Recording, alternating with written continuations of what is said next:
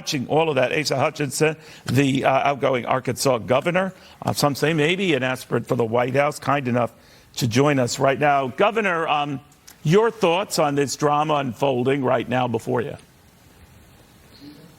Well, I'm encouraged that there is some momentum, it appears, for Kevin McCarthy. The whole country needs to have this resolved because we need to have our Congress functioning. We've got incredible challenges that we face that Congress needs to address, and they can't start that without this speakership being resolved. And so that movement is encouraging. I do hope that they stay in session over the weekend until this is finally resolved. I don't think it'd be wise to send them home. They got to get it done this weekend. I hope that they can be successful in it. I might add also, you mentioned the jobs report and the impact on the stock market, but today in Arkansas we announced 300 new jobs, technology jobs by Apogee, a growing firm here, and so the economy is strengthening, and I'm delighted to see some of the numbers look good in the latest jobs report. You know, as you know, you mentioned the jobs report, Governor, and the administration has been very keen about what's going on the floor of the House right now. For those of you just tuning in, we could have this resolved pretty soon. There's a possibility, and I stress just a possibility, that Kevin McCarthy has made the magic number to be the next Speaker of the House. It depends on how many were voting and are voting as we speak, and that even if he doesn't get it in this particular round, he will be awfully close, and some are saying set in motion a follow-up vote that could close the deal. So we're unable to make any leaps right now because we don't know how many in total are voting. There are a couple of members out. I'll get into that in just a second. But Governor, back to you. And this jobs report, you referred to the administration, of course, crowing about that, saying it shows consistent gains, that last year this country generated more than 4.6 million new jobs.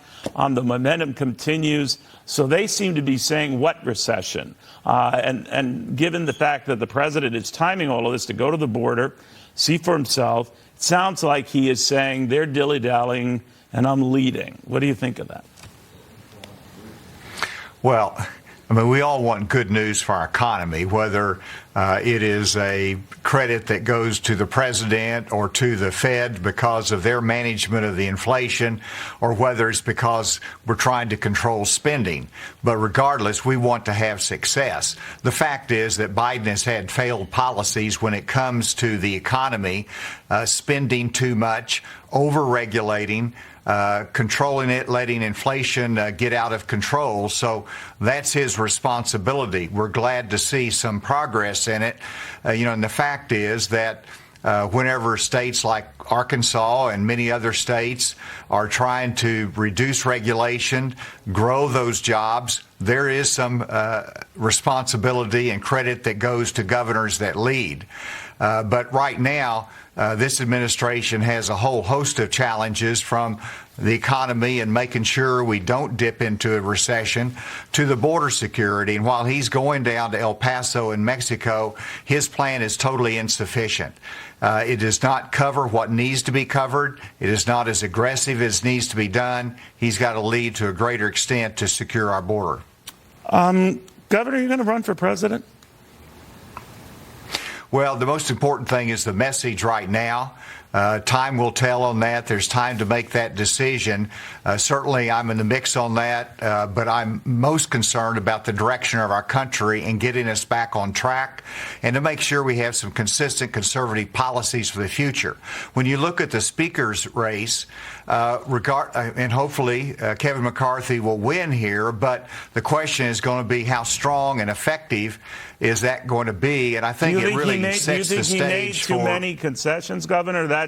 That's what's yielding these 9 or so Republicans who've jumped to him, who are guaranteed no Kevin votes. Now they've jumped to him. I'm wondering, did he concede too much or what?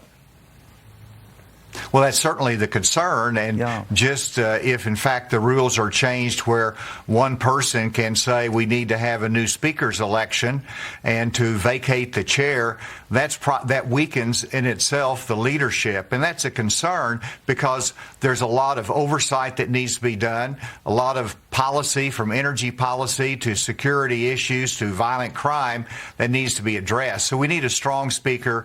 I am concerned about that, but I think time will tell as to exactly what kind of commitments has been made and how that will play out. You know, Governor, that's one of our favorite lines in the media. Time will tell. So I guess time will tell. Time will tell. Governor, it's always an honor having you. Thank you very much. Have a happy New Year.